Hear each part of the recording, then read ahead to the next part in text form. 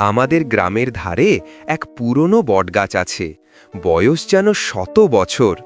লোক বলে ওই বটতলায় সূর্য ডোবার পর কেউ যায় না, যে গেছে সে নাকি আর ফেরেনি। আমি ছোটবেলায় হরু কাকার মুখে শুনেছিলাম ওই গাছে এক ছোট্ট মেয়ের আত্মা থাকে, যে নাকি এক দুর্যোগের দিনে বাজ পড়ে নিজের প্রাণ হারিয়েছিল।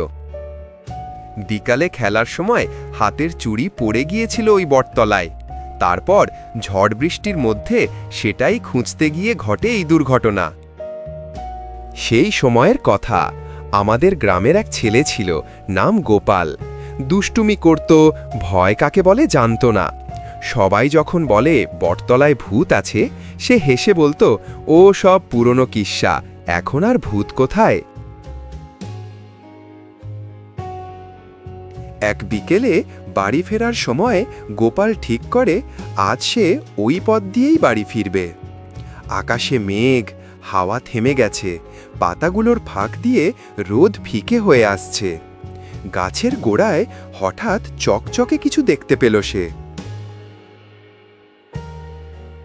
একটা পুরনো কাঁচের চুড়ি পড়ে আছে।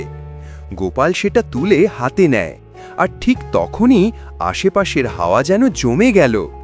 চুড়িটা হাতে নিয়েই সে হাঁটতে শুরু করলো, কিন্তু মনে হচ্ছিল কেউ তার পেছন থেকে তাকিয়ে আছে। রাতে গোপাল ঘুমোচ্ছে, জানলার বাইরে বাতাস বইছে, শুরু হলো ভুতুড়ে কাণ্ড। সকালে অবাক হয়ে গোপাল দেখে চুড়িটা নেই। সারাদিন গোপালকে কোথাও খুঁজে পাওয়া গেল না। সন্ধ্যাবেলায় গ্রামের লোক দেখল পুকুরে গোপালের জুতো আর সেই চুড়িটা খেলে বেড়াচ্ছে। লোকে বলে সেই মেয়েটার আত্মা আজও বটগাছের কাছেই ঘোরাফেরা করে।